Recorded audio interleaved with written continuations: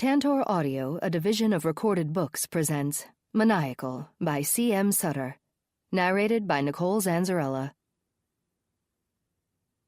Chapter 1. He didn't like driving into the worst area of Milwaukee, but he had someone to meet. Tonight, Morris King would be the victim. Just another statistic in a city with record murders for the year. He drove down streets riddled with broken-down, vacant houses. He stared out the driver's side window at the dark, deserted street. He was getting closer. The bark of an occasional dog in the distance interrupted his thoughts. The area was more than sketchy. Nothing good ever happened there, especially at that time of night. He wanted to get in and out quickly and undetected. As he drove, he picked up his phone from the console and called. A man answered. "Hello? Are you alone like I instructed?" he asked. "Yeah, I'm alone, man. When are you getting here?" "Soon. Do you see anyone out on the street?" "Nah, I haven't seen anybody." "Good." He abruptly ended the call. Morris knew him only as Dime, and that was the way he liked it. Anonymity was a necessity going forward. His headlights reflected off the sign on the corner, Meineke Street. He turned right. His destination was only a few houses away. Dime killed the lights and turned into the driveway. He saw the orange glow of Morris's cigarette burning brightly when he looked toward the front stoop.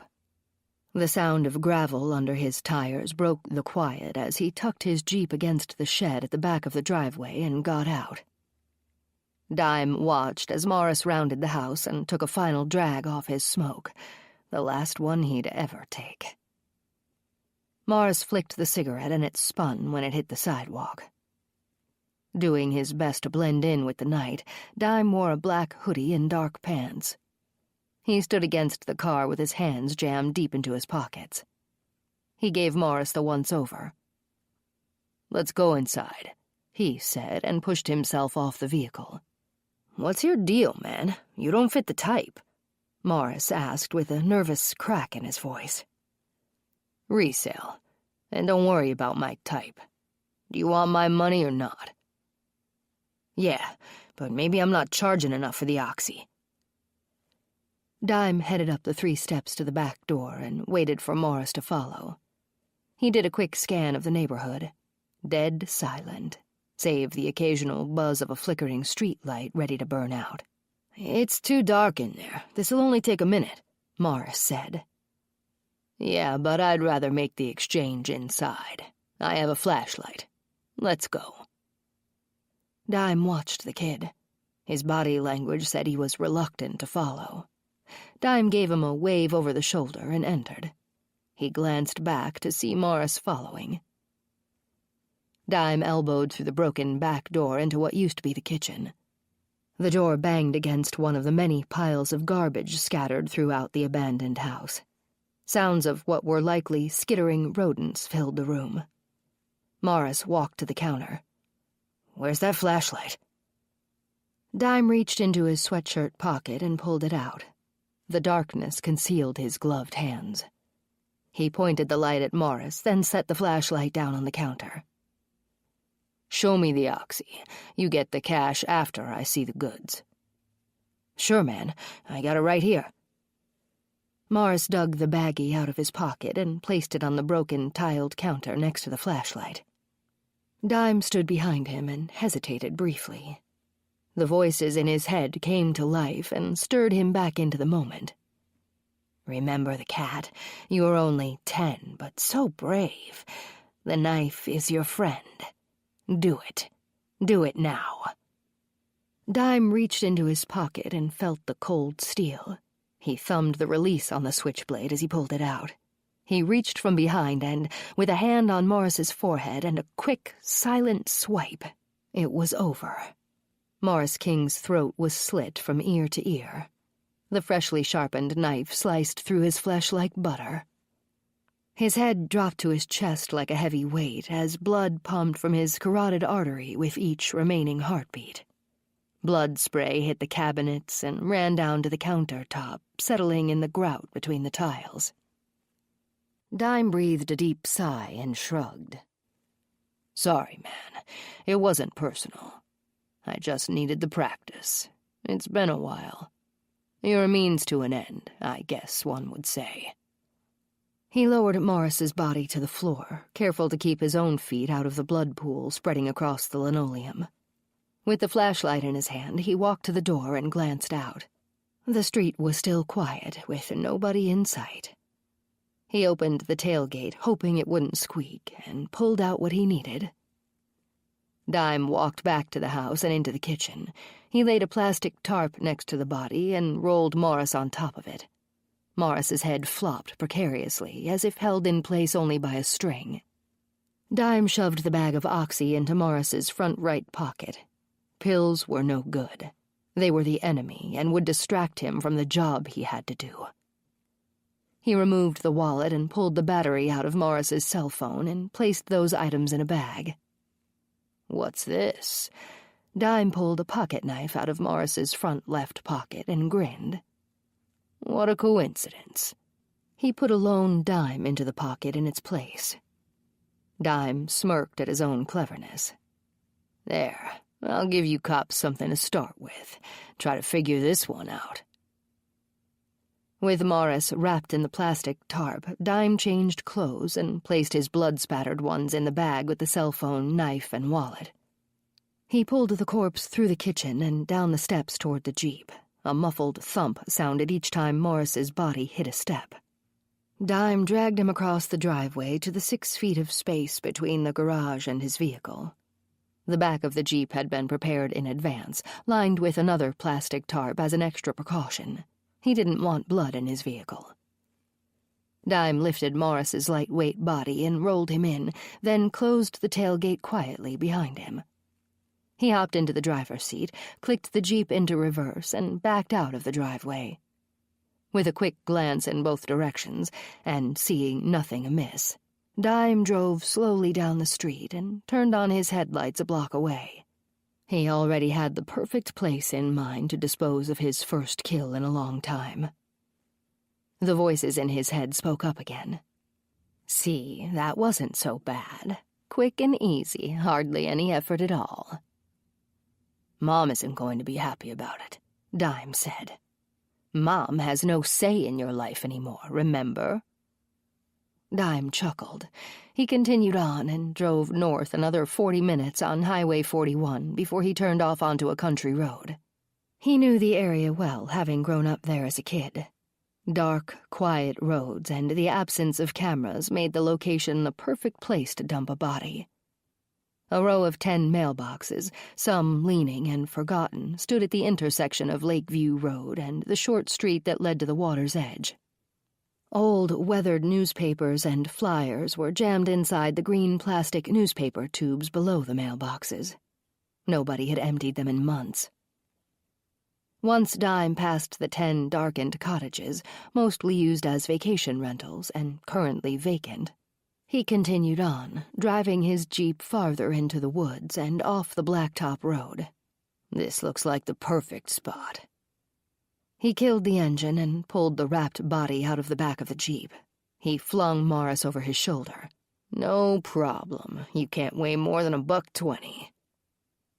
Dime walked to the water's edge, carefully stepped in up to his ankles, then continued on until he found the perfect spot.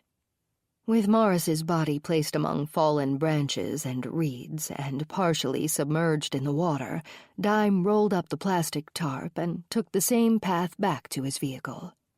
With a little effort, he jammed the tarp into the same bag as his bloody clothes and Morris's cell phone and wallet. He checked his surroundings for any light coming from homes or vehicles and was satisfied when all he saw was blackness. With the night's mission accomplished, he climbed into the Jeep, pulled out onto the main road, and headed east. She popped into his mind as he drove. He hated women more every day. It was her fault he had to do this, the bitch.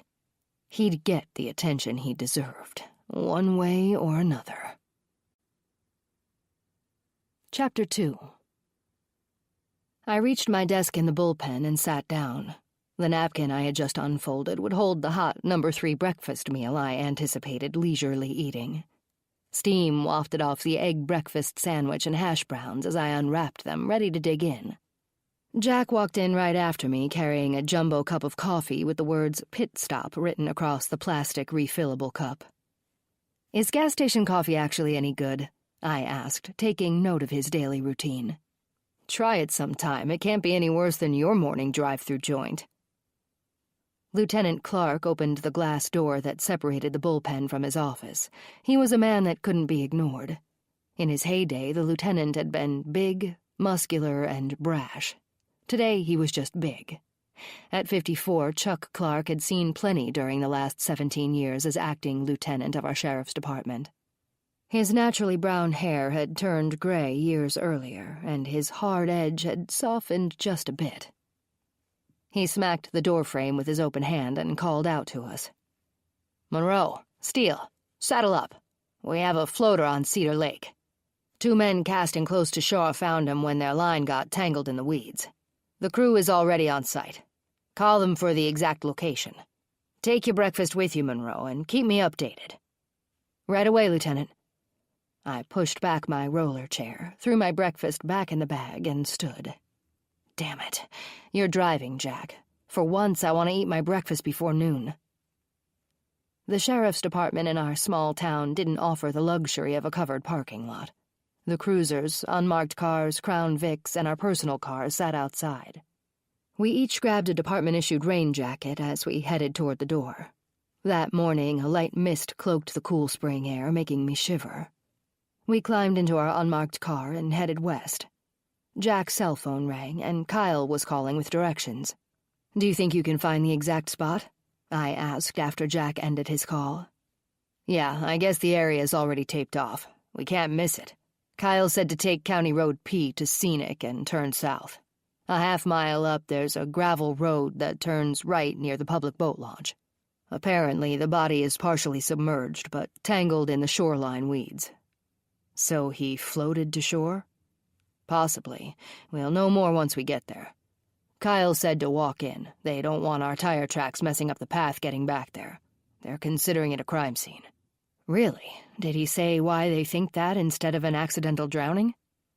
"Yeah, he said we'd understand once we view the body. Plus, the lieutenant did say a floater, not a drowning victim. Anyway, they all walked in. We should see their cars along the road in just a few minutes." "Sounds bad." I pointed through the windshield. "Looks like the vehicles are up ahead. This must be the place." The medical examiner's van, forensics van, and 4 sheriff's department white cruisers with green and tan stripes down the sides sat on the shoulder of the road. I checked my watch. Just after 8 o'clock. I patted my right-side jacket pocket to make sure my notepad and pen were there, along with my cell phone and lip balm. Jack parked behind the other cruisers, and we followed the gravel road in on foot. We stayed on either side of the path, walking only on the weeds. We reached the team a quarter-mile back at the edge of the lake. "Boys." I nodded to the 2-man forensic team, Kyle Miller and Dan Brent, as we approached. The collars of their royal blue polos peeked out of the black department-issued rain slickers Kyle and Dan wore. The back of their jackets had "Forensics" written from side to side in large yellow block letters. Kyle had been with the team 6 years. He was a nice-looking, single man, 29 with a pleasant personality. He wore his dark brown hair in a buzz cut. He'd always said he didn't like to fuss with it. Dan, on the other hand, had chin-length, naturally blonde hair and blue eyes. He was a tall, slim young man and, at 27, had been in the forensics department 3 years. Kyle had taken Dan under his wing when he joined the department, and they became fast friends. "So, what do we have?"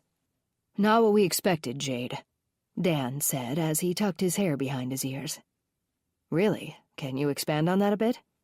I glanced at Jack and saw his eyebrows rise. "Sure. You do realize that every house along this lake and within a 5-mile radius is probably worth over $1 million, right? I was certain we'd find the typical entitled 21-year-old mama's boy that lives on the lake and accidentally drowned after a night of partying and too much booze." "And you found what instead?" Come on back and take a look." Jack and I followed Dan the 50 feet along the wooded shoreline. We seemed to be on a natural path, likely from deer going to the water's edge to drink. We arrived to find Doug, our chief ME, and Jason, the associate ME, looking over the body they had pulled from the water. They wore rain slickers, too, with medical examiner written across the back. A white, blood-stained tarp lay beneath the body, allowing us to see the horrific injury that had taken the individual's life. I knelt down on the edge of the tarp and stared at the young man lying there. "Wow, that's pretty gruesome." I leaned in to get a closer look.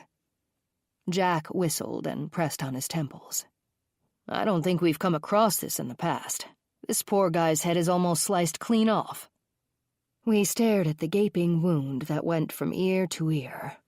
The man's neck hung wide open, as if it were on a hinge. A closer look showed the cut was so deep it had nearly severed his spine. There wasn't much tissue left holding his head on, and the spine appeared to be the only thing that kept the head and body connected. "Looks like gang tats, too. We're not in Kansas anymore, Dorothy." Jack pointed to the arms and what was left of the man's neck. I stood and elbowed him in the ribs, but had to agree. "Yeah, I saw the tats, too. He's likely from the city." I looked toward Doug. "Did you find his ID?" Doug was a large man, around 6 feet tall and husky. He wore his blonde hair cropped short. At 43, he had been our county ME for longer than I could remember. Jason was fairly new. He started working with Doug a year ago. He was a nice guy, newly married and 32. He had short brown hair and wore stylish tortoiseshell glasses. Jason was friendly, ambitious, and easy to like.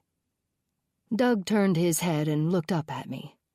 "Well, that's going to be a problem, Sergeant. There wasn't a cell phone or wallet in his pockets. We'll pull his prints once we get him on the table." I thought out loud. So, possibly robbery and murder? The injury seems too extreme for that. What's in the baggie next to the body?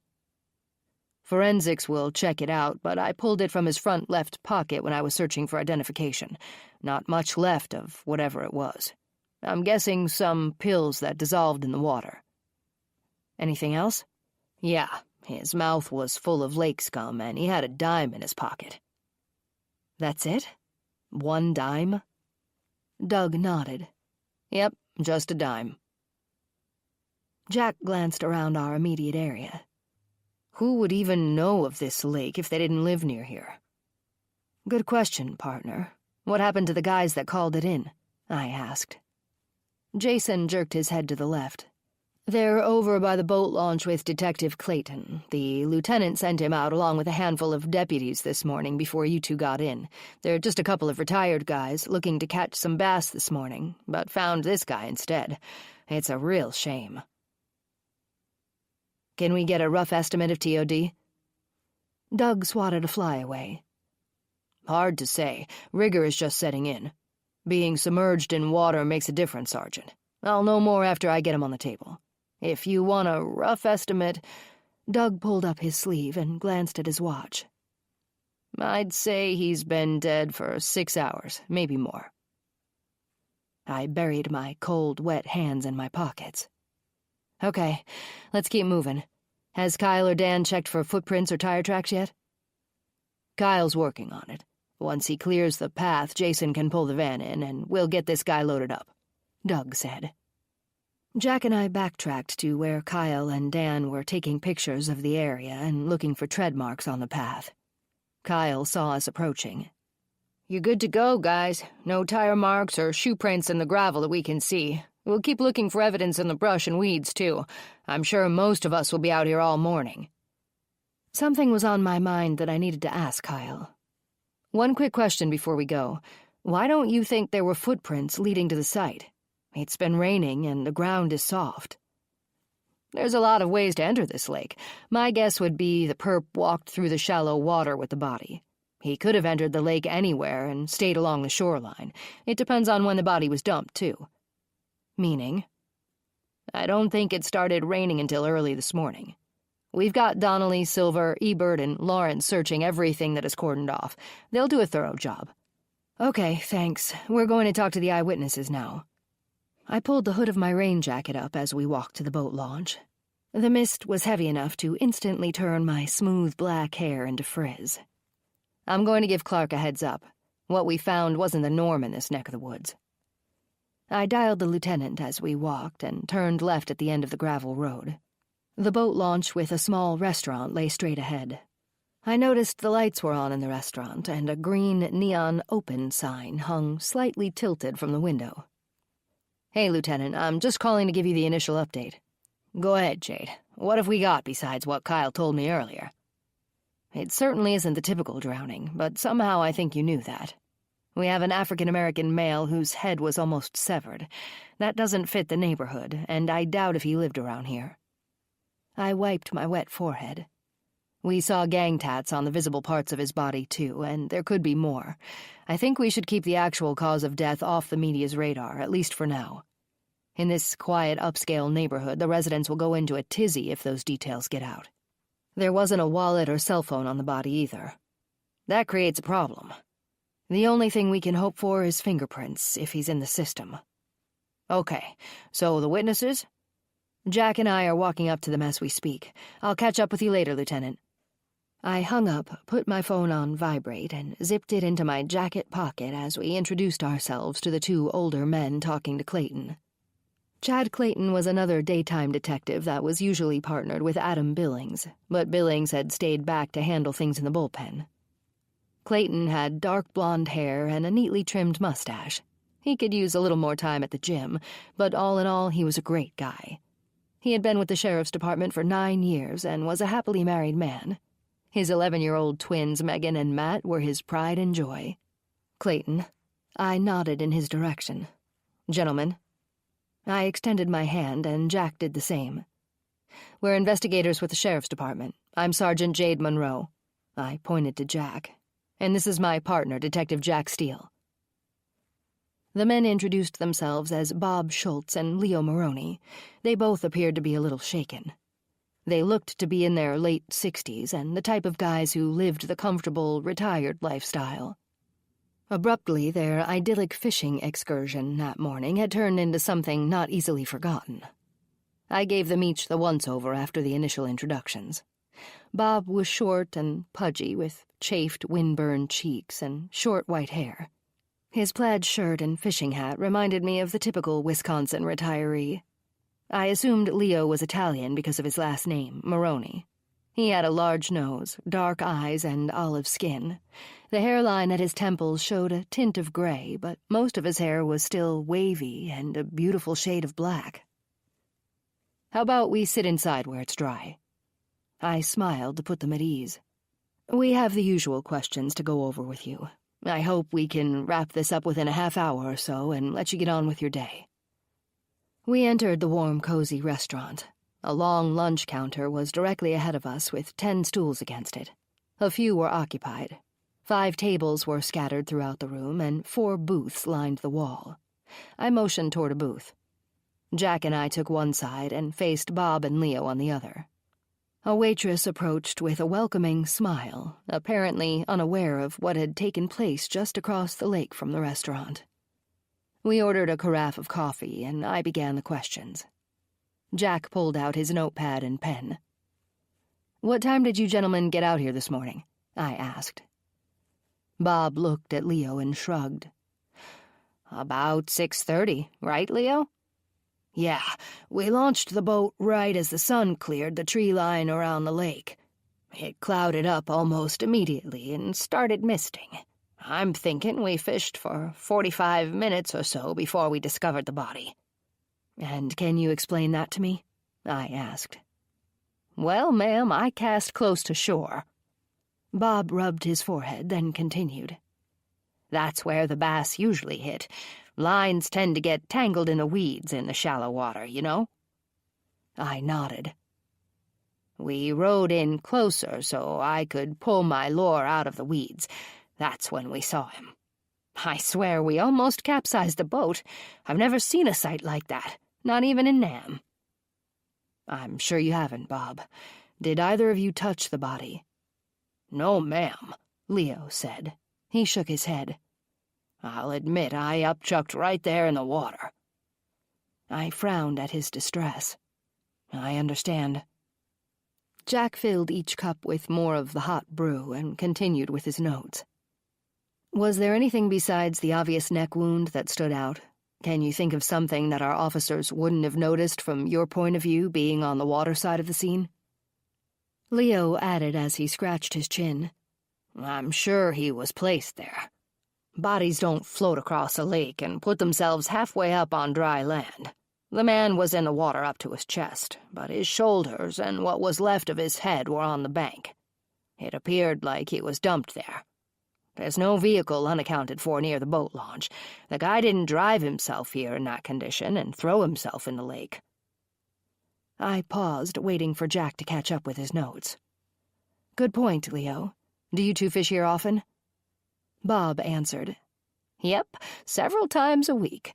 There's nobody that knows this lake like we do. Only guys fishing for bass go back near that shoreline. It's too easy to lose your bait. This is a large lake, and we know the prime spots. There aren't a lot of people that go back to the holes we fish at." "Okay, I think that's all we need for now. We appreciate your help. Please call us if either of you think of something else, no matter how trivial it might seem. If you wouldn't mind, we'd like to keep the gruesome details quiet. I'd hate to have this incident start a county-wide panic." I gave the waitress a 10 and told her to keep the change. Jack wrote down their full names, phone numbers, and addresses. We stood, gave them our cards, shook their hands, and left. "What do you think?" Jack asked as we walked back to the scene. "I think this entire area needs a thorough going over, even beyond the police tape. I'm going to talk to Kyle some more." The coroner's van was backed to the water's edge. Doug and Jason zipped the young man into a body bag, placed him on a backboard, and carried him to the van. "Kyle, got a minute?" "Sure, what's up?" "Do you really think this was the actual dump site? There's no way the guy floated along the bank to this spot." "I doubt it. His body was partially on the shore, which doesn't happen naturally when one drowns. I'm pretty certain this was the site. We've searched for trampled grass and any evidence that a body was dragged to the water, but everything looks normal. The grass is too short to fold over, but the deputies will keep looking. Lieutenant Clark told them to stay out here all day." I remembered Leo's statement being almost verbatim to what Kyle had just said. Would it be possible for somebody to carry a body from the road? It's a quarter mile back to the water. He'd have to be big and strong, but it's certainly doable. Like I said before, he could have entered anywhere along the lake and walked the shoreline. Keep in mind, Jade, that there are numerous short streets that take you to the cottages along the lake. The killer could have parked anywhere, not just at the main road. "Yeah, I know. Just thinking out loud. How long before we can print the body?" "We'll do that first when we get back to the station. I'll give you a call if we get a hit." "Thanks, Kyle. Jack and I are going to knock on a few doors around the lake. Maybe somebody saw a car parked out here last night. We'll catch up with you at the station later." Chapter 3. We spoke to 4 homeowners on the west side of the lake and 5 from the area nearest where the body was found. 6 other homes looked to be weekend retreats or rental cottages. We saw no signs of anyone at those residences. The curtains were drawn and the driveways were void of cars, boats, or jet skis. We kept our conversation short and vague, hoping somebody had information for us, but nobody did.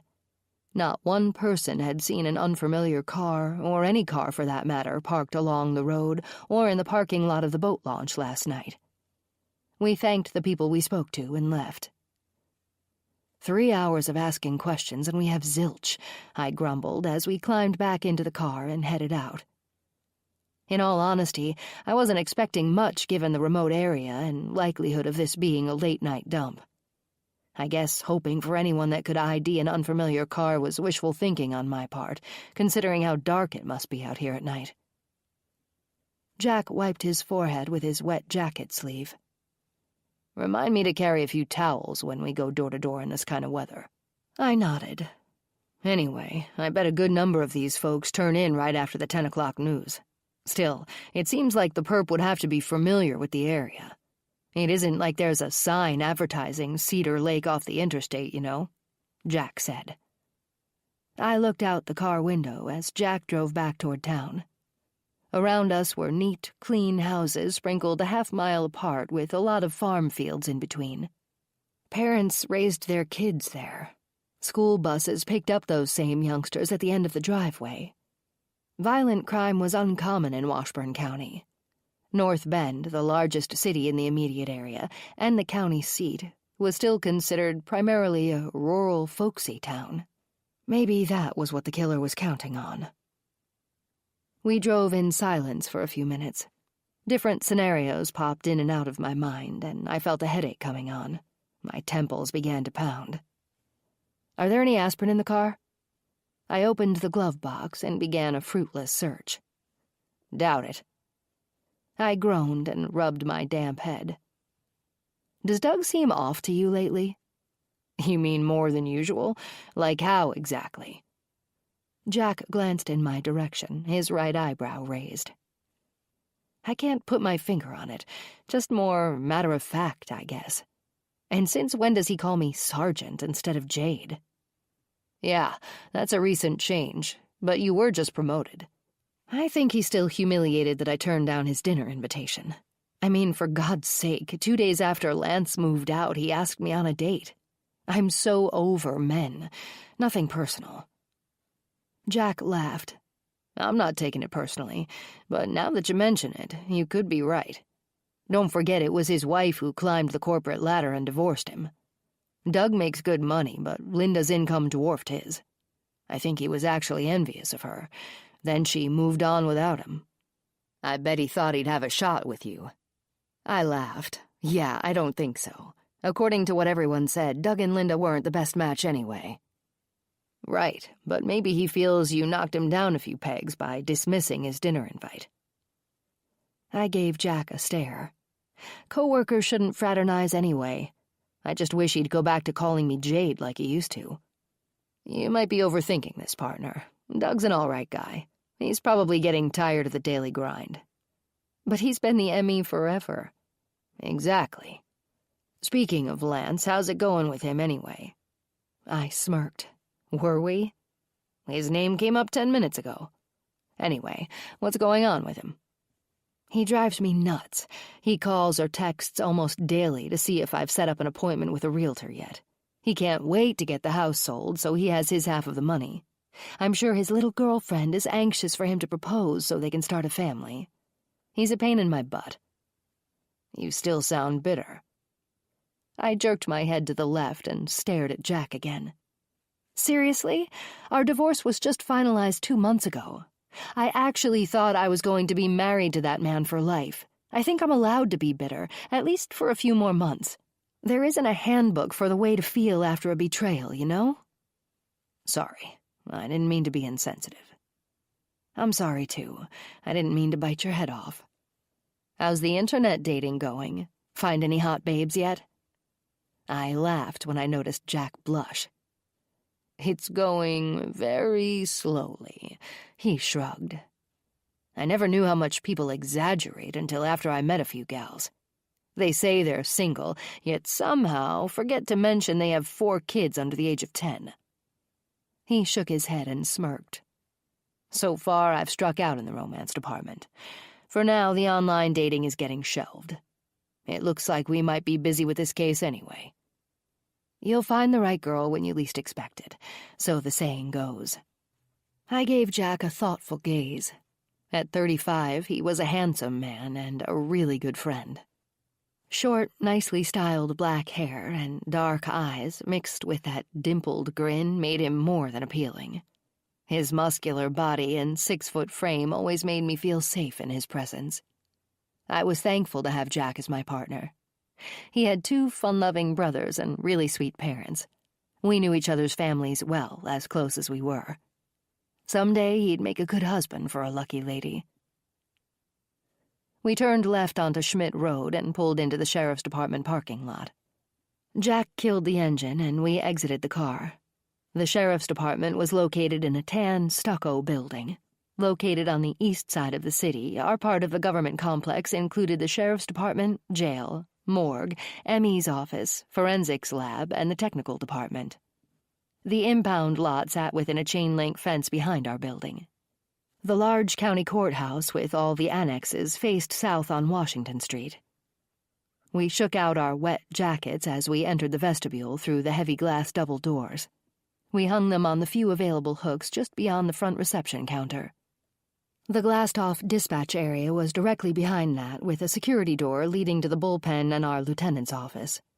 Anyone wanting to visit inmates would sign in at reception and be taken down a hallway to the right and up a flight of stairs to the jail.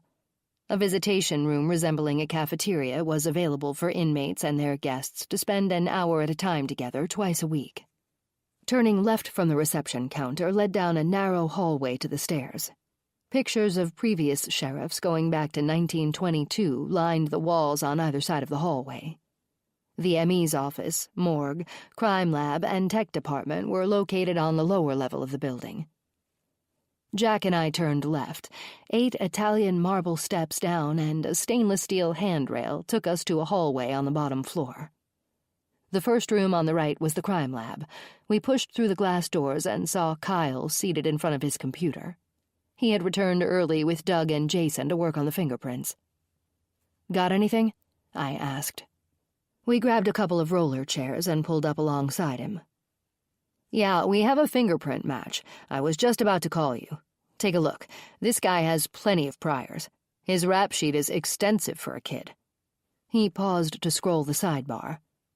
"That's only 20 years old. Name is Morris King, and he's been around the block a few times, starting with juvie at age 11. Petty theft, burglary, battery, and most recently he spent 6 months in jail for distributing controlled substances, primarily oxy." "Where did he live?" I leaned over Kyle's shoulder to take a closer look. "Milwaukee. Address is in the inner city off North Avenue. Nothing good ever happens in that neighborhood. A lot of gang-related activity, like drive-by shootings, robbery, battery, and rape. It's all par for the course in that area."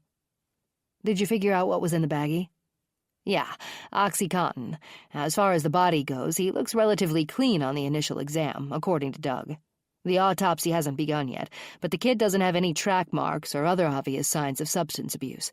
Toxicology will take a few days." Okay. Print out the home address for me. "Ready for a drive, Jack? It looks like we're off to Milwaukee to notify his family." I checked the time on the analog clock above the bank of computers stationed at the back wall. Almost 2 p.m. Maybe we can grab something at a drive-thru on our way. My cell phone rang just before we headed out. Clayton was calling. "Hey, Jade, just checking in." "Clayton, how's the search going?" "Still nothing. Found a few old rusty chunks of metal in one field. Looks to be something that fell off a tractor. Other than that, zilch." "Yeah, sounds like our perp covered his tracks pretty well. You've got 4 deputies out there with you?" "That's right." "Okay, give it another hour or so, then call it quits. Report in to the lieutenant when you get back. Jack and I are headed to Milwaukee to inform the next of kin." "So, the boys found a fingerprint match?" "Yeah, they sure did. It looks like the kid has been in the system for a while." "Roger that. Okay, talk to you later." At 3 o'clock we pulled up along the curb in front of a modest, worn-looking clapboard bungalow on Garfield, just south of and parallel to North Avenue. Plastic sheeting covered a broken window, and the peeling paint curled upward from sun damage and years of neglect. Fallen roof shingles lay in the unattended, weed-filled yard.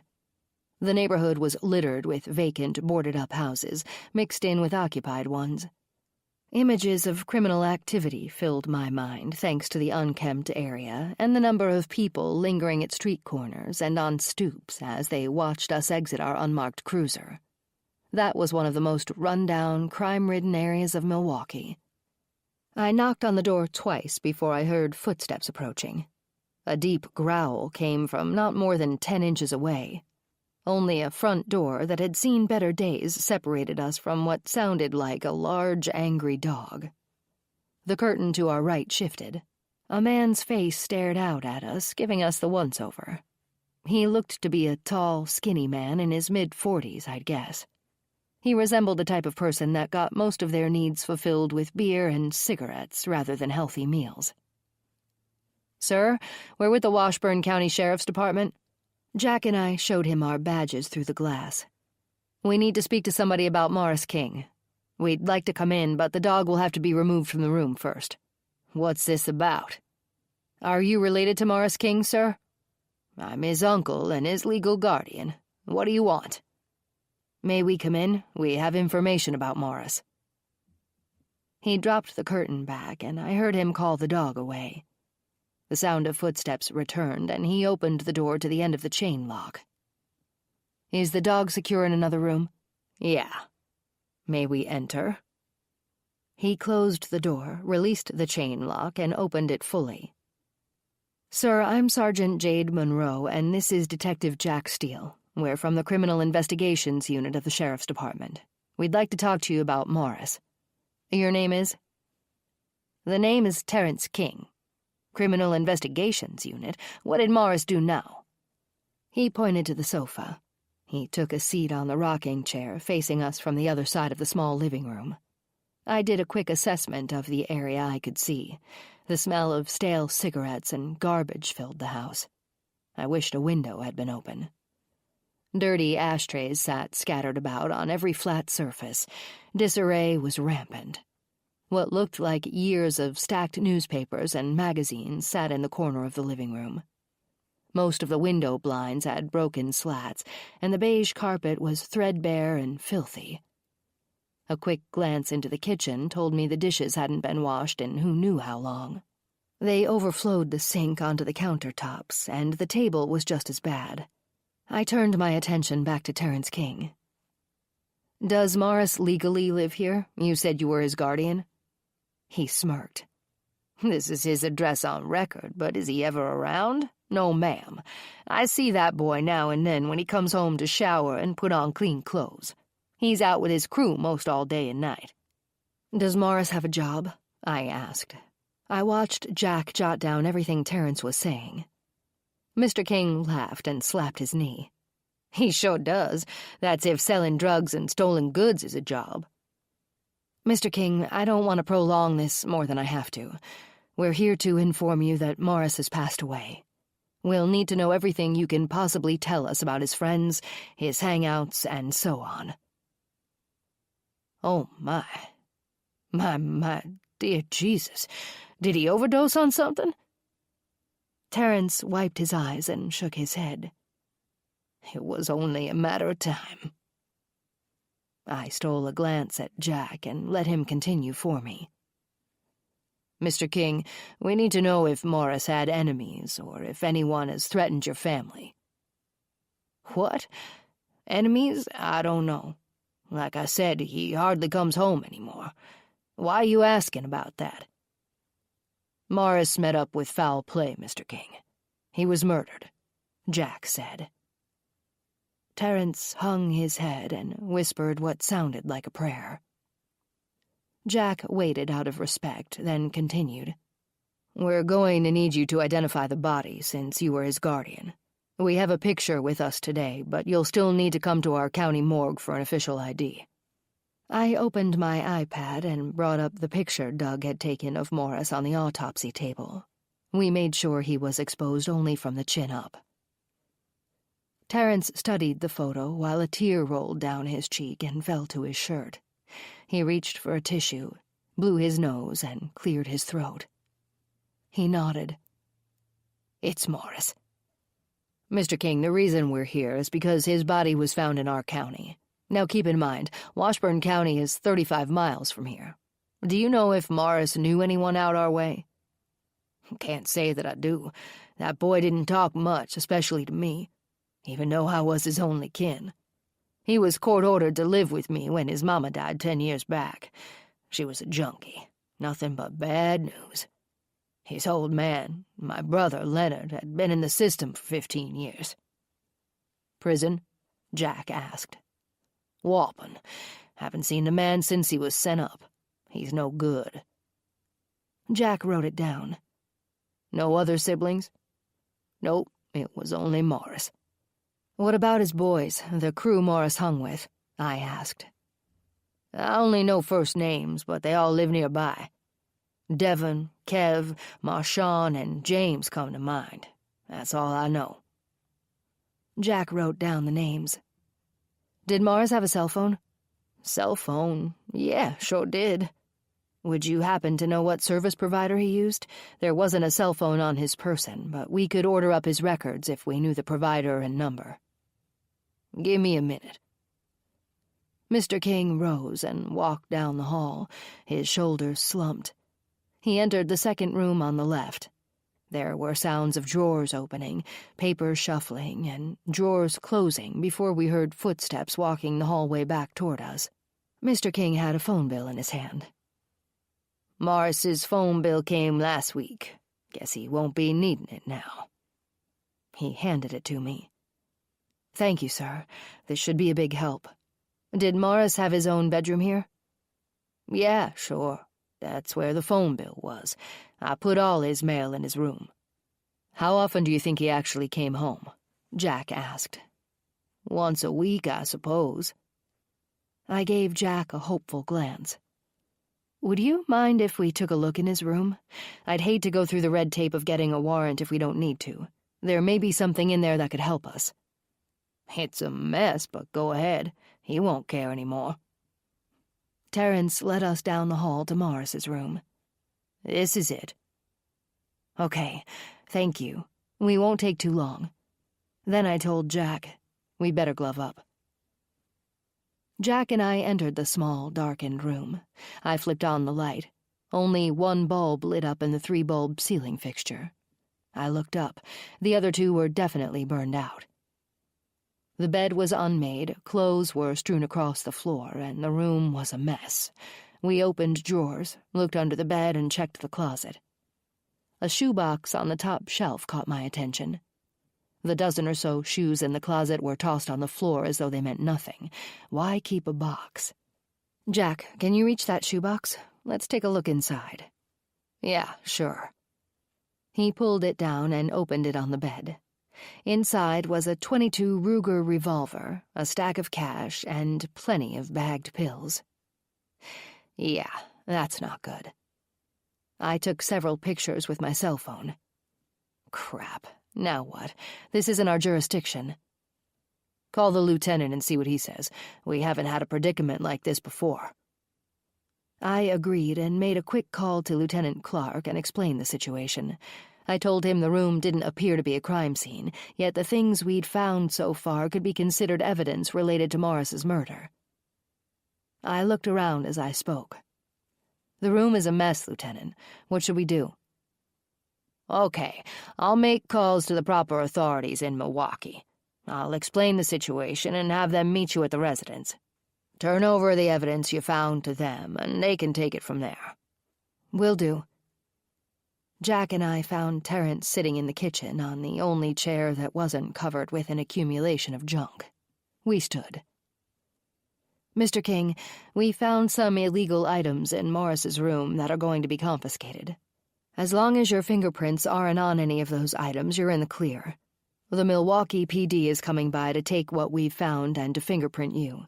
It's in your best interest to cooperate with them. It shouldn't take long." Terrence nodded. "I never go in that boy's room other than to set his phone bill in there. I don't know what he has, and I sure haven't touched anything illegal." "We understand and appreciate your cooperation. We'll wait here for them to show up. Should only be a few minutes." "Mr. King, do you have a pastor or someone to contact for funeral arrangements?" Jack asked. "Yeah, Brother Tate Johnson at Calvary Baptist Church 2 blocks away. He's a good man and our local minister. I'll take care of it." "When will Morris's body be brought home?" "It might take a while, but we do need the official ID as soon as possible. This is a criminal case, Mr. King, and we have investigating to do. As soon as we have something concrete to go on, we'll let you know when the body can be released." "I'll come by tomorrow," he said. I saw the cruiser pull up to the curb. We handed Terrence our cards, and I told him we'd be in touch. "Please call either of us if you think of anything else that might help. We want to apprehend Morris's killer as soon as possible." We shook his hand and went outside with the shoebox to explain the situation to the officers. My phone buzzed and I pulled it out of my pocket. The lieutenant was calling back. "Hey, boss." "Jade, here's how we're going to do this. I talked to the 3rd District PD, and they want you to stop in before you head back. You'll go over everything you guys know up to this point with them. Ask for a Detective Lindstrom. Apparently he knew Morris and the boys he runs with. It looks like this may end up being a joint effort, but they're fine with taking the house off our hands." "Got it. I'll update you after we talk to them. The officers just arrived and we're explaining the situation to them. We're giving them the items we found as we speak." I hung up and we left. From there, we had only a 6-block drive to the 3rd District Police Station. "This looks like the place," I said as Jack pulled up. "Let's see what Detective Lindstrom knows." Jack parked and we walked up the sidewalk to the Cream City brick modern-looking police station. The curved facade held green-tinted windows that spanned the entire front of the building. We entered at the ground level, approached the reception counter, and introduced ourselves to the officer. I told him we were there to speak with Detective Lindstrom. He nodded, asked us to wait, and disappeared through the gray steel door behind the counter. The lobby was nice, clean, and brightly lit for a police station. Black granite floors sparkled beneath our feet, and the cushy green guest chairs in the waiting area were comfortable. Matching potted ficus trees flanked each side of the double glass entry doors that bore the police department logo facing the street side. 5 minutes had passed and the door finally opened. A 40-ish-looking, tall gentleman walked toward us and extended his hand. I sized him up immediately. He was dressed nicely in a starched white shirt tucked into black pleated trousers. A dark blue paisley-patterned tie was double Windsor knotted around his neck. He had a thick head of blonde hair and pretty blue eyes. He looked like a decent guy. "Nice to meet you. I'm Detective Bill Lindstrom," he said as he vigorously shook our hands. I introduced Jack and myself, then we followed him back to his desk. Their bullpen was huge.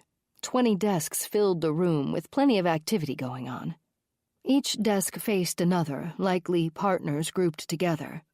A guest chair sat to the left of each desk. Glassed-in offices surrounded the bullpen, and the hallway to the right led to the interrogation rooms and holding cells. "Have a seat." He pointed to the chair closest to his desk and pulled another one over for Jack.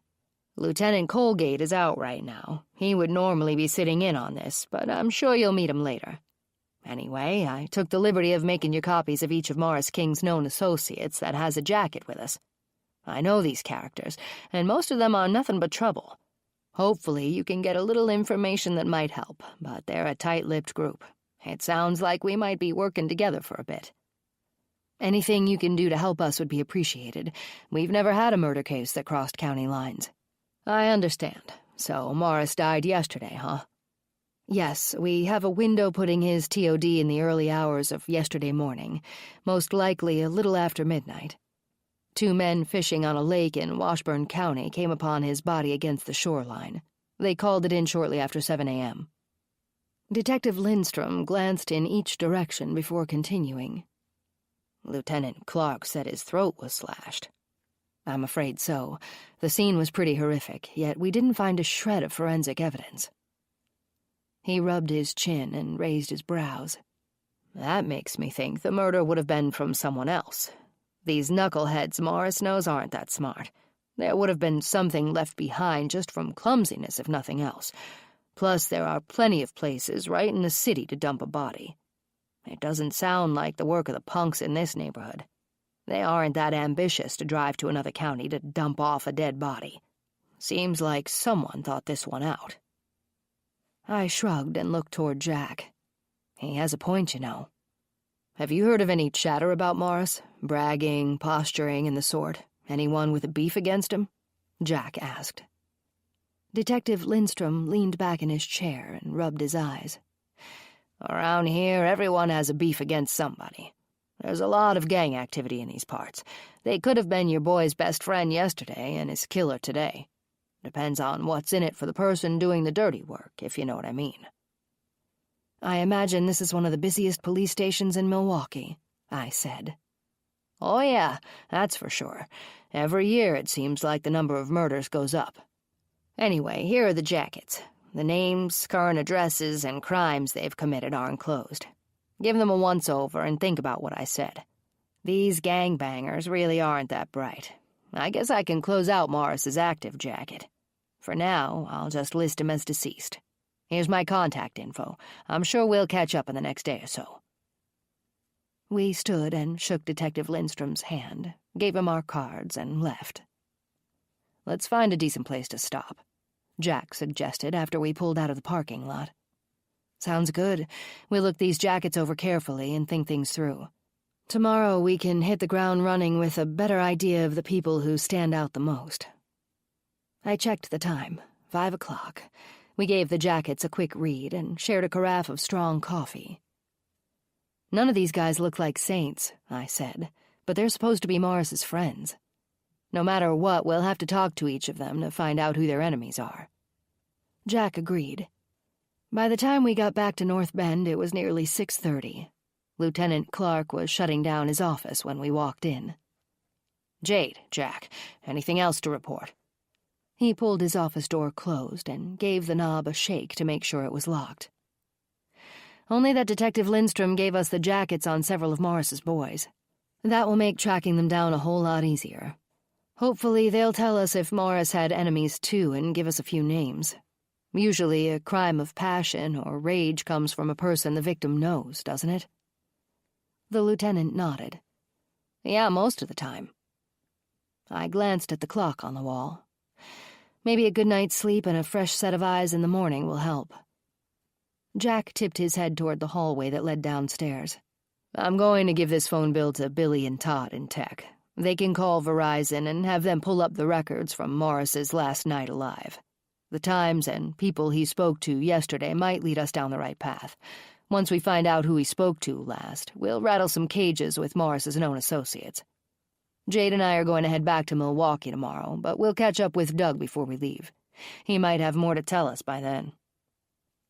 Jack started for the door. "Also, Mr. King is stopping in tomorrow to make a positive ID of Morris's body. I'll let Doug know that, too." Clark scratched his forehead and tapped his foot against the tile floor. "Yeah, okay, let's call it a wrap for tonight. I'll see you two in the morning." Chapter 4. Dime paced back and forth in that special room set up downstairs.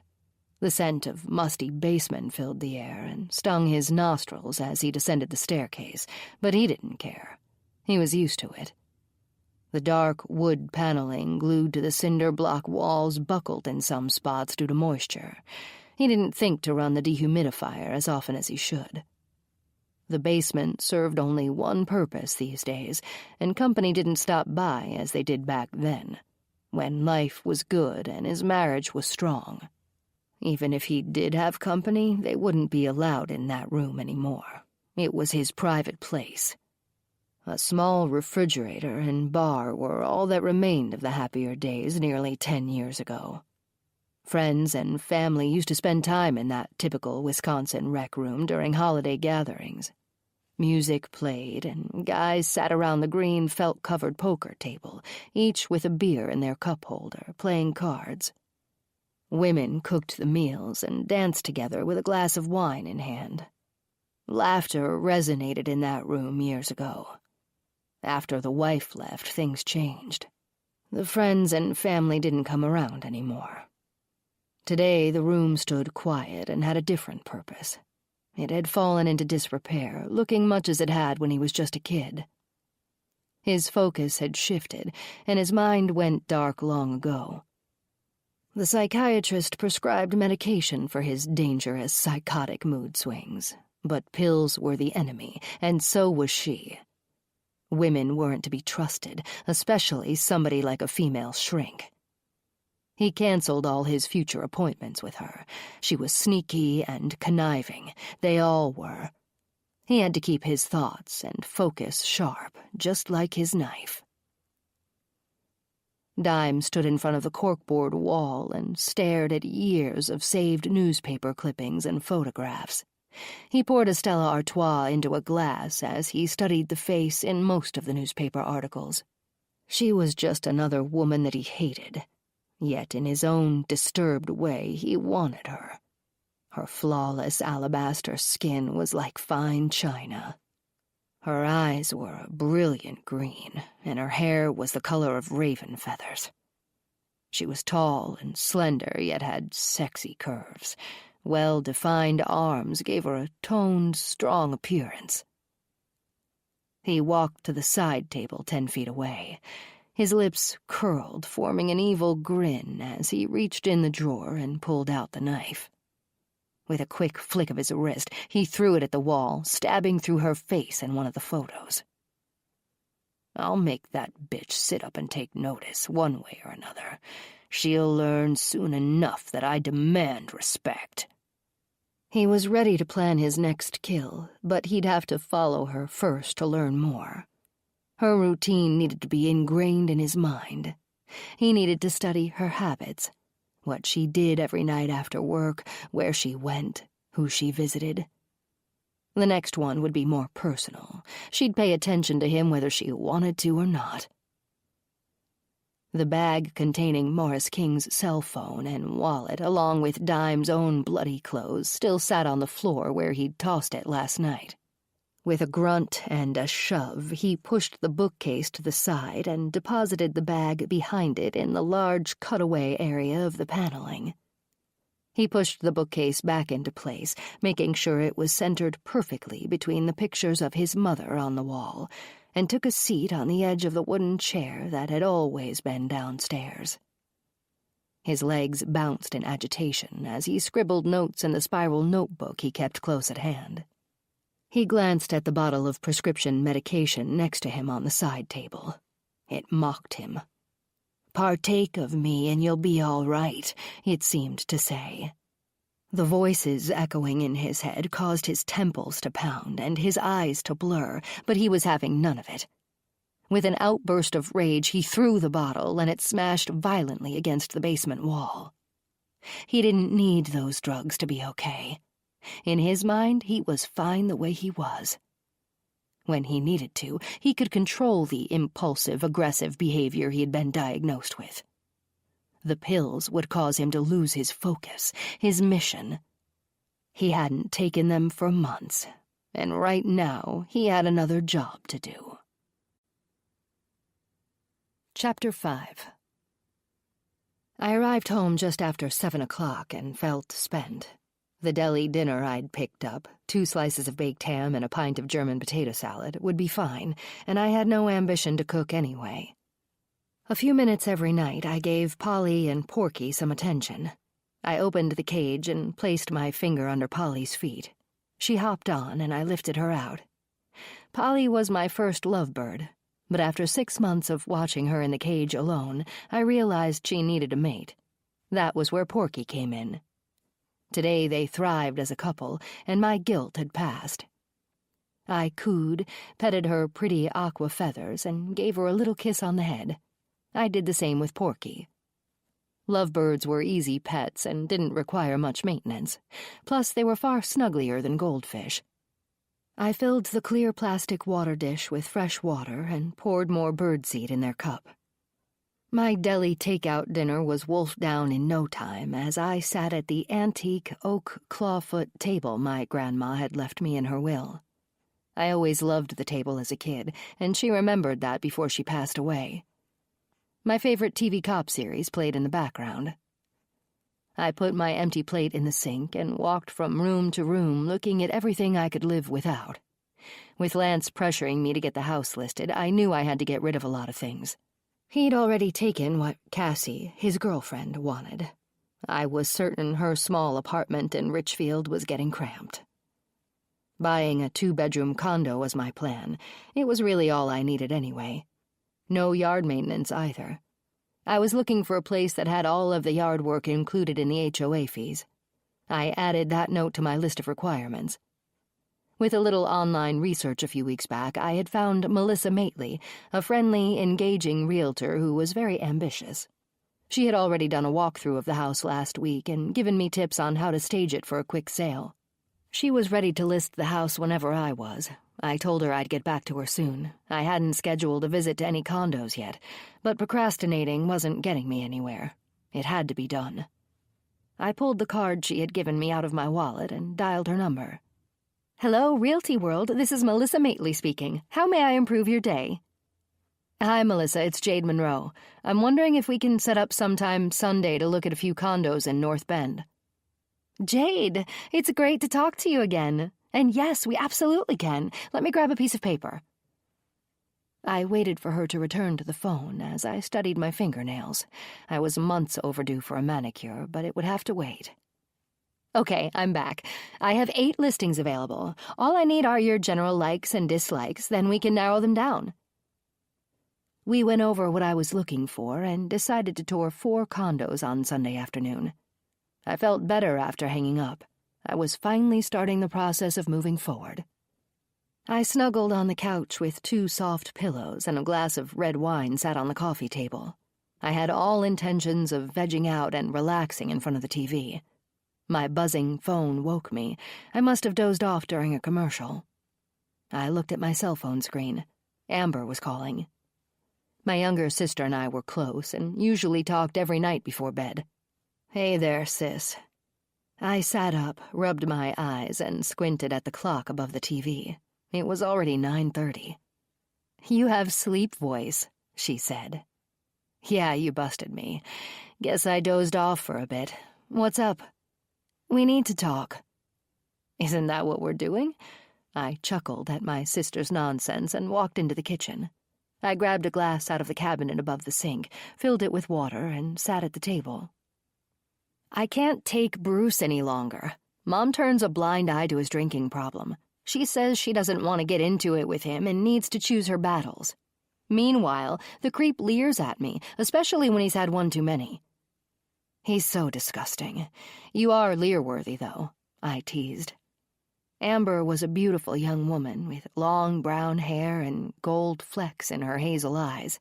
She had recently turned 21. "Jade, I'm serious. Can I move in with you? Lance is gone, so you have plenty of room. I promise I'll pitch in. It will make your life easier if I'm there.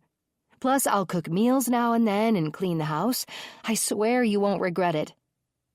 I haven't said yes yet, and you know living here is temporary even for me. The house is going to be sold soon, I hope.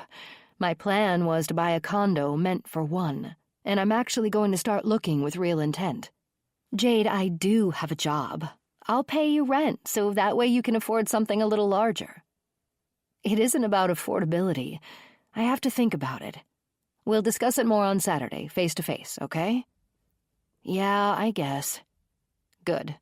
I'm going to bed. Talk to you tomorrow. I hung up, shuffled down the hallway, and climbed into my bed. Chapter 6. Sleep was hard to come by these last few days, and I woke up earlier than usual. 1 cup of coffee held me over while I showered and got dressed. My travel mug was filled with what remained in the pot, and I kissed the birds good morning and left. I entered the bullpen and planted my rear in my chair. It was only 7:15. A vending machine bagel with cream cheese would be plenty until lunchtime, unless something distracted me from my noon meal. Jack walked in at 7:45. He slapped the doorframe and stuck his head in to say good morning. A jumbo cup of gas station coffee was in his hand, as usual. He said he was headed downstairs to talk to Dan and Kyle and to see if Doug had started Morris's autopsy. "Let me know when Doug thinks Terrence can come in to ID the body," I said before he disappeared. "Sure, no problem." I went to our beverage station, and the coffee bag felt suspiciously light, so I gave it a shake. Empty. Damn it. I was going to meet up with the guys downstairs anyway. Hopefully, if there was any coffee left in their pot, I could mooch a cup from them. When I entered, Jack, Kyle, and Dan were in the crime lab discussing the lack of forensic evidence at the scene. I got lucky. There was still some coffee. I poured myself a cup, tasted it, and decided it was okay. I'd get by. I tore open 2 powdered creamers and stirred them in, then joined the guys at the table in the center of the room. "Trying to find forensic evidence at the site was pretty useless, huh?" I said. Kyle shook his head and sighed. That area is nothing but weeds and farm fields. Our only chance would have been tire tracks or something dropped from a pocket, but that was a bust. We found nothing other than deer crap and fox scat. No human tracks, gum wrappers, cigarette butts, or anything of the like. I doubt if this investigation is going to reveal anything in Washburn County. As far as what we actually have, it looks like the lake just happened to be the unfortunate dump spot, Dan said. Has anyone checked in with Doug yet? Jack answered. Sorry, I forgot to tell you. Yeah, Doug is well underway with the autopsy. He should be able to give you an initial update before the end of the day. It isn't like we don't already know the cause of death, though, Dan said. Jack and I headed back upstairs. I sat at my desk, again paging through the jackets that Lindstrom had given us yesterday and thinking about what he had said. We didn't have much to work with, only hunches that came to light during the conversation with him. The killer, in his opinion, wasn't someone from their area. The MO was wrong. Thugs in the inner city would just shoot the victim and leave the body, not try to hide it at a lake in another county. The local gang members didn't fit the profile of someone who would go to the trouble of doing that. They like to take credit for their actions and have rival gangs fear them. The perp was someone and something different, according to Lindstrom. Monroe, Steele, in my office, now, please. Lieutenant Clark called us in and closed the door at our back. Have a seat. We each sat in a blue guest chair facing his desk, waiting for the lecture to begin. His face scrunched into a frown, his forehead furrowed with deep lines as he looked over the file we had started on Morris King. Over the last 2 days, we hadn't accumulated much. Where's this case going? No leads at all? I spoke up first. The dump site is clean. Clayton and 4 deputies scoured every inch of land in the general area and found nothing of value. Kyle and Dan didn't find any trace near the body, and Jack and I interviewed a number of the residents around the lake. Nobody saw anything unusual. Jack added, Billy pulled the cell phone records. We matched Morris's most recent calls to a number of boys he runs with, but there was nothing out of place there. It looks like they talk all the time. The only call that stood out was an incoming he took at 1:05 a.m. Wednesday that lasted just a few seconds. That appeared to pique the lieutenant's attention. And it came in from a burner phone. We can't track it. Damn it. Anything else? The plan is to spend the day in Milwaukee trying to track down the 4 boys that were supposedly Morris's closest associates. We'll get their statements, establish alibis, find out if any of them were with Morris 2 nights ago, and see what shakes loose. I doubt if we're dealing with reputable people, I said. Everything they tell us, if they talk to us at all, could be total fabrication. We have no idea who we're dealing with yet. Jack told the lieutenant about the conversation we'd had with Detective Lindstrom and how he didn't think the killer was one of their locals. Okay, keep me posted throughout the day. Even though the media doesn't know the cause of death, they're still looking for information and calling here every few hours. Doug caught up with Jack before we headed out. According to his initial exam, Morris appeared to be a relatively healthy young man, considering his lifestyle. He had suffered a broken wrist and several cracked ribs during his lifetime, but his organs looked normal and healthy. His last meal was fried chicken. The cause of death was the more than obvious gaping slit that extended from ear to ear across his neck. He bled out in a matter of minutes. Doug estimated the murder weapon to be a thin, long, and extremely sharp blade, strong enough to slice open Morris's throat in one pass and nearly sever his spinal cord. He guessed it to be a knife with at least an 8-inch blade. The man must have been taller, strong, and very quick to overtake Morris so easily, Doug had said. That's all I have for now. The tox report is going to take a few more days. Mr. King can come in and make the ID any time today. Okay, thanks, I said. I'll let him know. I called to Terrence King just before we left for Milwaukee and told him to come in. He'd have to check in first at the reception counter and asked for our county ME, Doug Irvin. Jack and I headed out and climbed into the Crown Vic at 10 o'clock. Thankfully, there was nothing pressing we needed to address in our own county right now. Jack merged onto the freeway heading south and set the cruise control. Amber asked if she could move in with me. I turned my head to catch Jack's expression as he drove. No shit. Why would a 21-year-old college student studying behavioral sciences want to live with her older sister, the cop? I gave him a dirty look. Because she loves me, but the real reason is she says Bruce grosses her out. Jack laughed and gave me a wink. Or maybe she wants you as her test subject. She can practice her shrinking on you. But in her defense, Bruce grosses me out too. What's he up to now that's giving her the creeps? Who knows? She says he leers at her when he's had too much to drink. Apparently, Mom doesn't want to admit her choice of a third husband was her worst so far. You want me to rough him up? I laughed and knuckled Jack's arm. Thanks for the offer. It would have been better if my parents had never divorced. Dad is such a great guy. I hope you'll have a chance to meet him someday. I just wish he didn't live so far away. He's due for a visit, though, and Amber could use some dad time. Yep, I was at the family cottage in Hudson the last time your old man was in town. Well, if your dad is anything like the stories I've heard, he'd probably take Bruce out with one swipe. Tom Monroe, the living legend. I grinned. He is a tough one, that's for sure. What is he now, captain? Oh, yeah.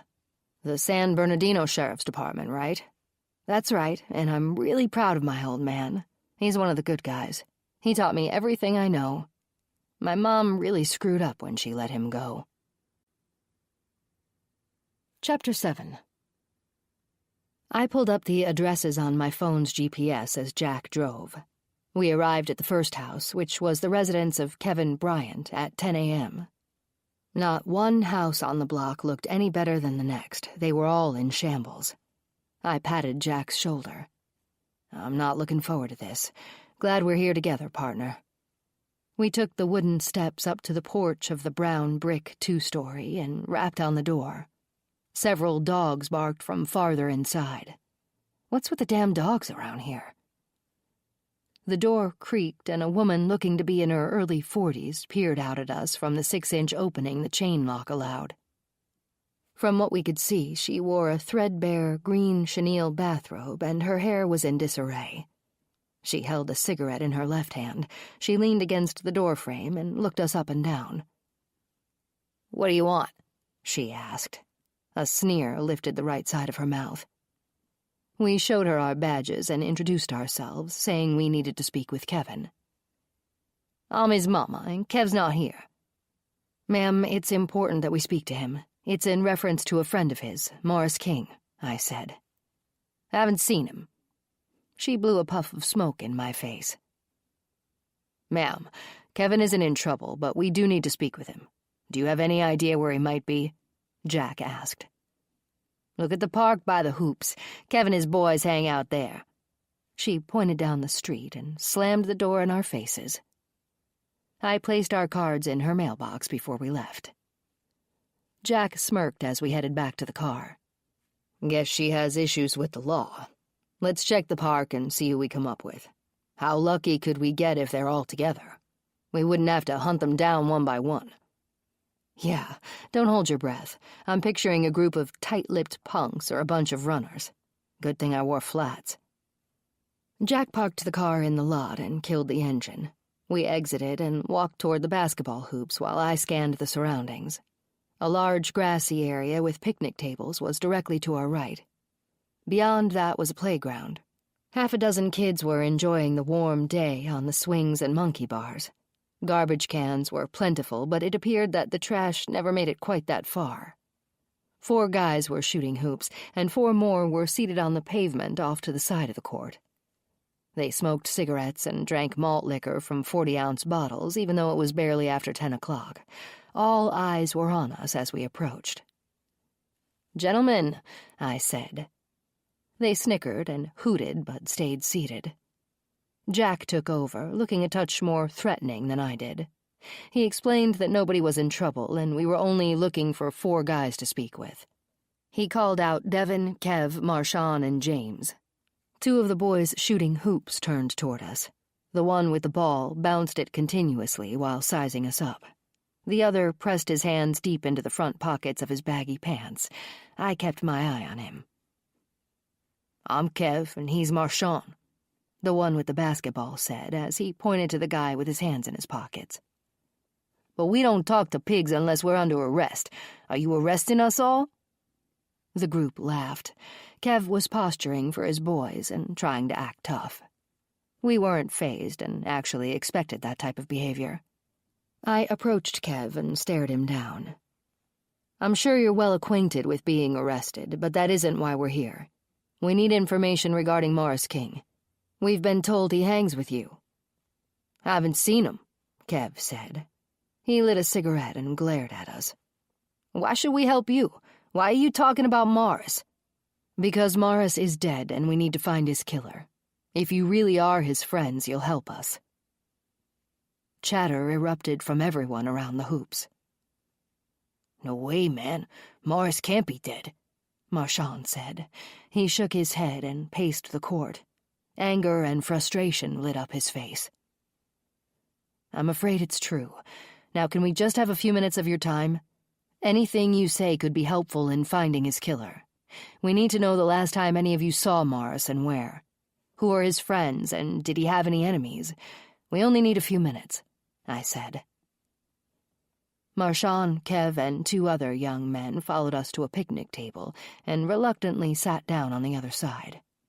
I had my notepad ready, and Jack began asking the questions.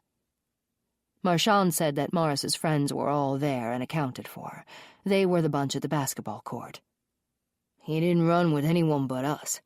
We keep each other safe. We're tight, you know. And enemies, yeah, we got them, but this doesn't sound right to me. Anybody killing anybody around here would be mouthing off. I haven't heard anything." "Do you have a few people in mind? Maybe somebody we can talk to?" Jack asked. Kev looked at Marchand and waited for a nod. "Bobby James and LeJohn Clyde come to mind. That's all we know. They live down by Center Street." After we spent 35 minutes more of getting questions and answers, it appeared that Morris was dealing oxy and had a meeting set up late Tuesday night with someone named Dime. According to Marchand, Morris had dealt with him once in the past, but he didn't like him. Apparently, the Dime guy freaked Morris out, according to Marchand, but Morris met with him because the money was good. "Freaked him out in what way?" Jack asked. No, just sketchy because he wasn't one of us. Morris didn't know what to expect." "Do you have any idea what time and where they were going to meet?" I asked. "Do any of you know Dime? Is he from the area?" "Nah, don't know him. Never laid eyes on the dude. I went home after midnight. Morris was still waiting over there by the hoops." Kevin pointed over his shoulder toward the basketball court. "But he did tell me he was packing a blade, just in case." "He had a knife?" Jack stole a glance in my direction. "Was the park where they were going to meet?" "Nah, I don't think so. Some abandoned house, he said. That's all I know. Dime told Morris to come alone. Didn't want to be seen by anybody." "There's a lot of vacant houses in the area, aren't there?" I asked. "Yep, sure is," Marchand said. "Man, he shouldn't have gone alone." I nodded. "Okay, I guess that will do it." I looked over my notes. I didn't need anyone's addresses or phone numbers. I had everything already in their police record jackets.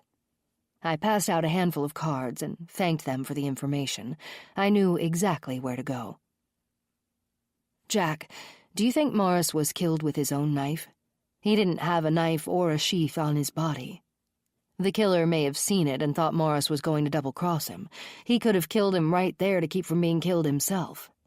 And if he was there to buy oxy, then why didn't he take it with him?" "You're right. The killing could have happened that way. But if this Dime character intended to kill Morris anyway, he would have brought his own weapon. The oxy, I have no idea.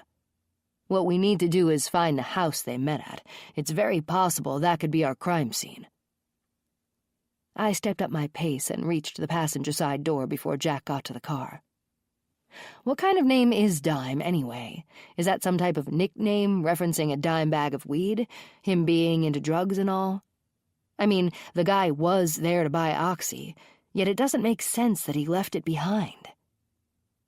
I climbed into the passenger seat, pulled the belt across my torso, and clicked it. Okay, head to the 3rd District Precinct again. We need to update the guys and find out what was discovered at the King residence. I bet you $10 they have jackets on these 2 guys. I glanced at my notes. Bobby James and LeJohn Clyde. I think we should plan a search of the abandoned houses in the neighborhood, too. When we arrived at the precinct, Jack and I sat down with Lieutenant Colgate and told him what we'd learned from Morris's boys. I suggested searching the abandoned houses in the area. Some had to be well known as drug houses. The murder could have taken place in one of them. He agreed and said he would contact the Vacant Building Registration Department. They held records of all the abandoned buildings within the city limits. Lieutenant Colgate excused himself to make the call while we spoke to Aaron Davis from their forensic team. According to him, they had retrieved quite a bit of opiates and marijuana from the King residence. 5 deputies and 2 forensic officers cleared the house. They hadn't found anything that would lead to a potential suspect. It was a dead end. Lieutenant Colgate returned. Okay, they could get us a list of every vacant residence at a 10-block grid, but they can't get to it until tomorrow. Let's reconvene then and decide how to proceed. Come on back after lunch. They said they'd have what we need by then. Okay, thanks, Lieutenant. See you tomorrow. Jack and I got back in our car and headed to North Bend. We discussed the case the entire way. Working together as a joint effort, I was sure that between the Milwaukee PD and ourselves, we could solve the case and wrap it up. Morris King's killer would be brought to justice soon. We hit the city limits and Jack slowed the car down. Got plans for tonight? He asked. Of course, it's my yoga night. Want to join me? There's plenty of time. It doesn't start until 7:45. Jack smirked. Could you see me in yoga pants doing those stupid moves? Hey, they aren't stupid. Yoga gives me a little peace in this messed-up world. Plus, it keeps me limber. And yeah, I could see you in those tight little spandex pants. I'm guessing pink ones. He laughed. I think I'll stick to being a gym rat. I have a manly image to uphold, you know. Chapter 8. Dime turned onto her street and parked a half-block from her house. She lived in a decent residential neighborhood filled with 10-year-old cookie-cutter subdivision houses. Hers was a tan, ranch-style home with dark green shutters. The lower part of the facade was styled with a stacked stone veneer. From where he had positioned his Jeep under a maple tree along the curb, he had a perfect view of the driveway. The tree kept his identity and most of his vehicle hidden from view. He waited for her to arrive home. Tonight would be his first night of surveillance. He'd study her every move and the times she came and went. The thought made him rub his hands together in anticipation. She annoyed him, and his anger toward her was increasing. The spiral notebook sat on the console beside him. He picked it up and jotted down the date and her name, then waited some more. Headlights approached and a car slowed. It was her. She pulled into the driveway, stopped without parking in the garage, and exited. A double beep and flashing headlights seemed to assure her the car was secure as she walked up the sidewalk. She unlocked the deadbolt and entered the house through the front door. I guess you aren't staying in tonight, are you, bitch? Let's find out where you're off to. He pressed the button on the side of his watch to check the time. The face became illuminated in a light aqua color so he could read the hour and minute hands. He wrote down the time she had arrived home and waited for another 30 minutes while he drank a can of beer. The porch light flashed on and caught his attention. She walked out and climbed into her car. He jotted down 7:30 in his notebook. Once she backed out of the driveway and was safely a block ahead, he started his vehicle and pulled out slowly from his obscured position. He clicked on his headlights as he followed. She drove out of her subdivision and headed toward downtown North Bend, only a few minutes away. At the intersection of Main and Washington Street, she sat at a red light, apparently waiting for the green turn arrow. After the light changed, she turned west on Washington. He was back several car lengths. With his Jeep raised higher due to the big tires and suspension, he was able to see her car ahead of him, and it was first in line to turn. "Go, go, go, damn it. I have to catch the turn signal or I'll lose her." He beeped his horn at the car directly in front of him. The driver, a young woman, appeared to be talking to somebody in the back seat, ignoring the green arrow. She looked at Dime through her back window, flipped him the bird, and then continued on. The object of his obsession had already turned left, but he made it through the light just as it went from yellow to red. He caught a glimpse of her Mustang again when her brake lights lit up and the blinker flickered. She turned right into the strip mall 2 blocks up. He drove by slowly and turned in at the second driveway to watch from a distance. The 20-year-old strip mall held 8 businesses. The majority were 9-to-5 establishments, but 3 of them were still open.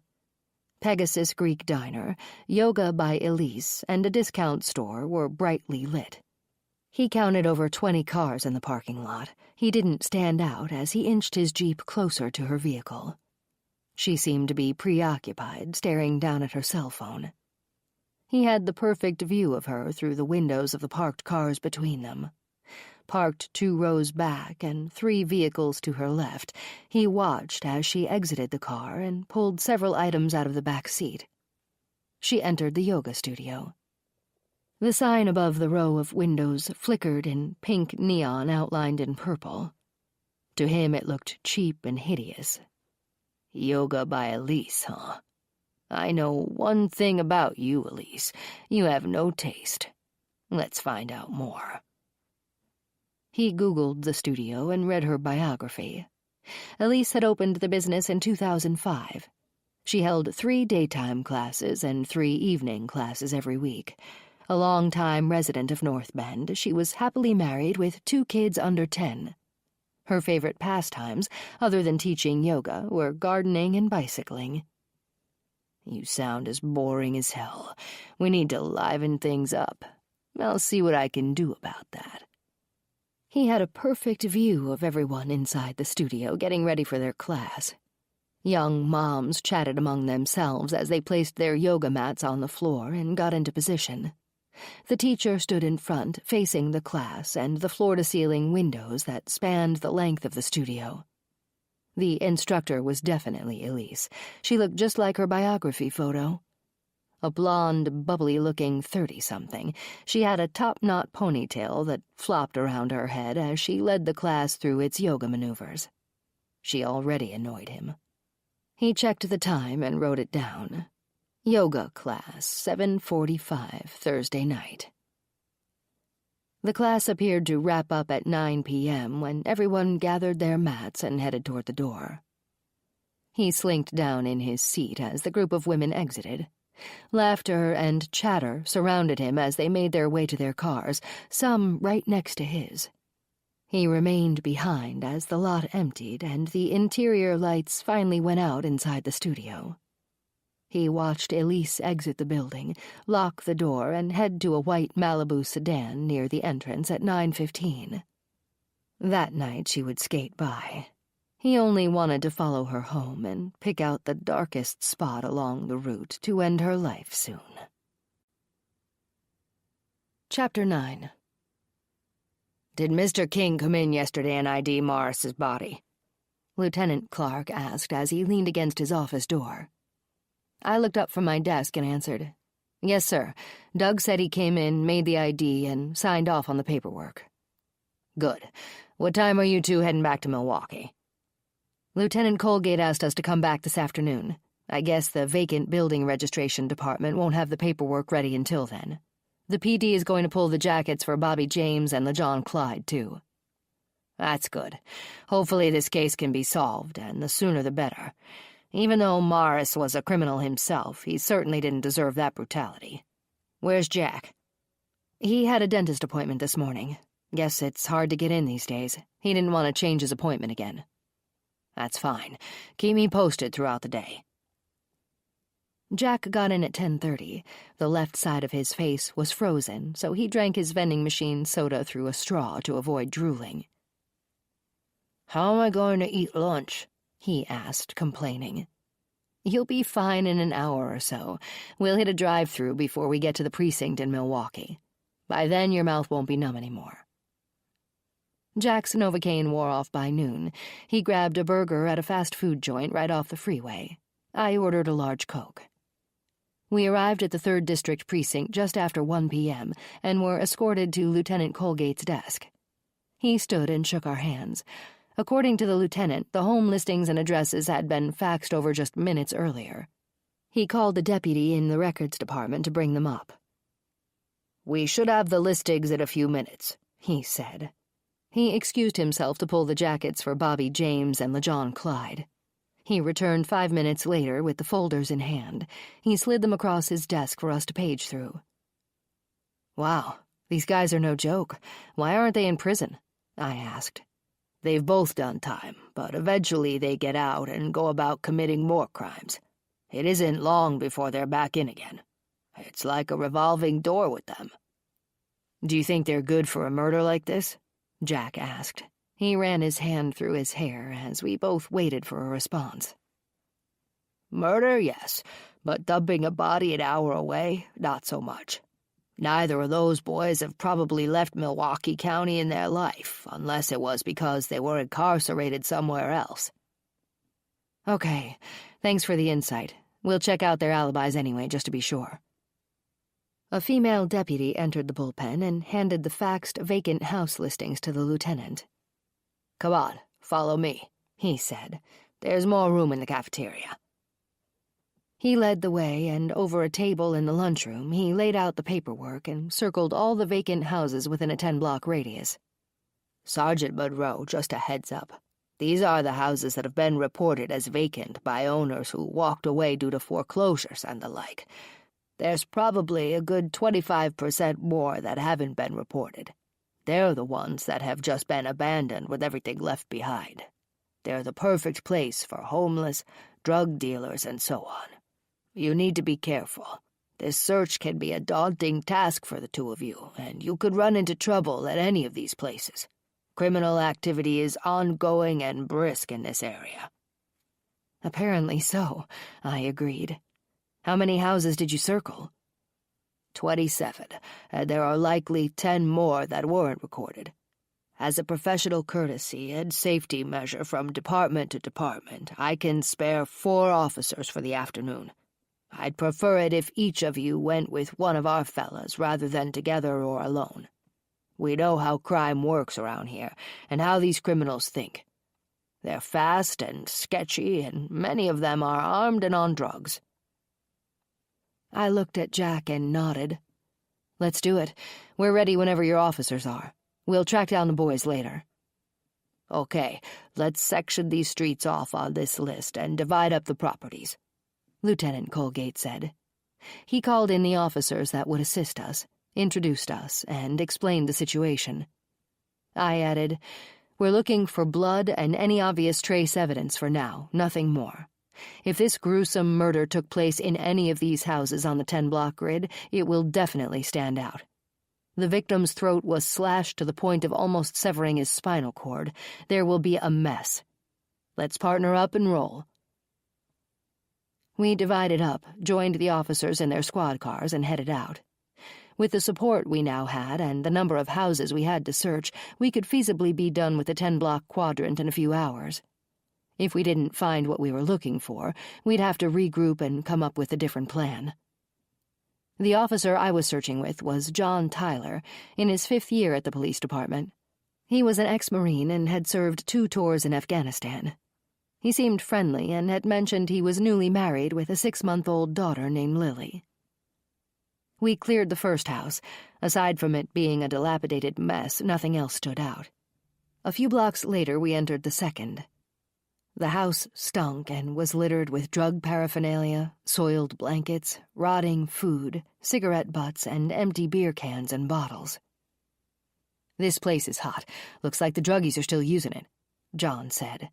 "We should take our time and see if there's anything relevant to the case here." I nodded. We searched through clothes and garbage and found nothing besides the obvious and an infestation of cockroaches scurrying about. I wrote down the address and the contents of the building in case we needed to return. We carried on. John radioed to the other officers. Nothing yet. I checked the time after hearing my stomach growl. I hadn't eaten since before I left my house that morning. My watch showed it was closing in on 2:30, but we continued on. We entered a 2-story brick house with a blue plastic tarp covering part of the roof. Most likely a large hole was under that tarp. I'd been told that even in the city, raccoons could get in through openings and cause a lot of damage. All the upstairs windows had been boarded. We entered through the front door. The scent of moldy walls and carpet hit me as soon as we walked in, and it stung my nostrils. I covered my nose with the back of my left hand as we walked through the front rooms. Voices coming from the back of the house caused me to draw my service weapon from my shoulder holster. John drew his, too. He nodded ahead to the room that was probably the kitchen. I acknowledged him and walked slowly in that direction. A closed wooden swinging door separated us from the voices on the other side. John took the lead as we approached. He leaned against the wall, his gun pointed at the doorway, and nodded. I readied myself, and with a sharp kick to the door, it flew open and smacked the wall behind it. 2 black males stood at the kitchen counter, one counting money, the other with what looked like several ounces of weed. John blocked their exit to the back door, and I covered the door we had just broken through. We ordered them to the floor and hooked them up. John called it in, and another squad picked them up. We had more pressing things to do. We cleared the house and headed out. As we walked back to his cruiser, John's radio squawked, and the officer Jack had paired up with said they had found something. They gave us the address, only 7 blocks away, and we took off, red and blues lit and the sirens singing. Police tape was already going up to cordon off the property's perimeter when we arrived. The last squad car that was out with us pulled up to the curb behind our cruiser. "What have we got?" I asked as I stepped out of the car. Jack's brow furrowed when he looked at me. "Over here, Jade. We found a bloody mess inside." I stepped into the doorway at the back of the house and took in the sight. "This could be our scene," I said. I ran my fingers through my hair. The sight in front of us told a violent, vicious story. Someone had met their death in that rundown room. We stayed near the door we entered so as not to destroy possible evidence and took in the scene. We stared at the massive amounts of dried blood that had sprayed forward and hit the cabinets, then continued down to pool at the counter.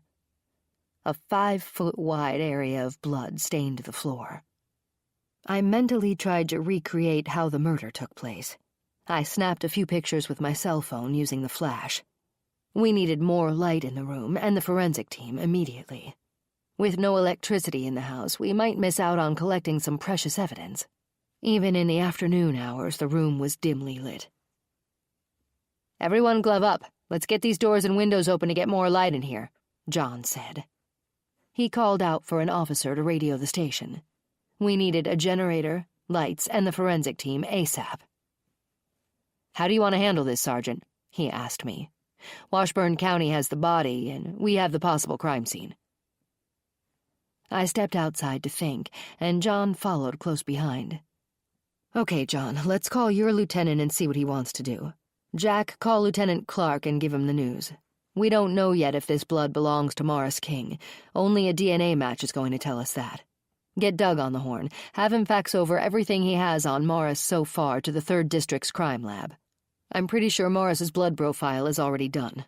To confirm this as our actual crime scene, we'll need a definite match from a test sample here at the house." A black car pulled up to the curb. Lieutenant Colgate and Detective Lindstrom stepped out. They approached us as we waited outside on the driveway for the forensic team to arrive. "Sergeant Monroe, Detective Steele?" Lindstrom nodded at us and shook our hands. "Guess we should take a peek. Forensic should be here in a few minutes. They had to load up a generator and lights in the van." Bill Lindstrom and the lieutenant excused themselves and walked up several steps to look into the kitchen. I heard muffled cursing coming from one of them. They came back out a few minutes later, both shaking their heads. Lieutenant Colgate addressed us after he hung up from a call. "Sorry for the interruption. Gruesome scene, that's for sure. I just spoke to the power company. They're going to try to work with us to get electricity up and running again if they can. This house has been in shambles and vacant for over 2 years. We're not quite sure if the wiring is still safe and viable. Animals often take over vacant houses and chew on things. The power company will check, and hopefully they can restore electricity, even if it's temporary, while we work on this investigation. We turned to hear another vehicle pull up and stop. The forensics van parked, and the team got out with their gear. Lieutenant Colgate addressed a few officers, asking them to lend a hand getting the generator out of the back and setting up with the portable lights. Detective Lindstrom spoke up. I guess we should clear the area and let the team do what they do best. Let's head back to the precinct and figure out how to go forward if the blood evidence does indeed belong to Morris King. We followed Lieutenant Colgate and Detective Lindstrom back to the police station and gathered in the lieutenant's office. With the door closed behind us, we pulled up the guest chairs and discussed what the next step would be. The city of Milwaukee has a lot of resources, Sergeant Monroe, Lieutenant Colgate said. We don't want to spread your local department too thin. The drive to Milwaukee every day to work this case would take you away from your own duties in Washburn County. He pulled the coffee carafe from the brew station and filled our cups. I appreciate the concern. I crossed my right leg over my left knee and reached for my coffee cup. What do you have in mind? If the blood in the house on Meineke Avenue comes up as a match to Morris's, well, it's a pretty good guess that we found our crime scene. We can work it from there. He lived in Milwaukee. The crime, if the blood is a match, happened in Milwaukee. The only thing we're missing is Morris's body. His uncle intends to handle the funeral arrangements. Yes, he said he would, Jack responded. I'll agree to release Morris's body to you if the blood is a match. Of course, we'll need approval from higher up. If your forensic team finds any trace evidence that might help us in our own county, we'll need it. Also, as a professional courtesy, we'd like a phone call if you solve the case and actually apprehend Morris's killer, I said. You got it, Sergeant. Our boys at the crime lab should be able to tell us if it's a definitive match first thing in the morning, especially with Morris's DNA already on file. Then I guess that should wrap it up on our end for now. Are your guys going to conduct the interviews with Bobby James and LeJohn Clyde? Yep, I'll get a couple of detectives on it right away, Lieutenant Colgate said. Detective Lindstrom spoke up again. I'll do it. I'm familiar with them already. I'll let you know how the interview goes. Thanks. Let's catch up tomorrow, I said. Jack and I stood, shook hands, and left. I looked at the clock in the car. 6 o'clock. I suggested stopping on our way back to grab a bite to eat. Jack found a decent restaurant right off the freeway, and he pulled in. We exited the car and seated ourselves in a booth. We ordered our much-needed meals and sat back, both of us exhaling a deep sigh. It had been a long day. The waitress brought over a carafe of coffee and placed it on our table, smiled, and told us our order should be up in just a few minutes. So how do you feel about handing off Morris's case? Jack poured creamer in his coffee, stirred it, and passed the small stainless steel container over to me. It's a sensible thing to do if the blood in the house is actually his. If they do find relevant trace, we're already working the case as a joint effort anyway. Yeah, I guess. I just hope this perp is caught quickly. Someone that vicious needs to be taken off the streets as soon as possible. Chapter 10. He sat in the basement, going over his notes from yesterday, a beer on the side table. Following Elise Adams home last night took him through town for several miles, then 3 miles of country roads before ending in a rural subdivision.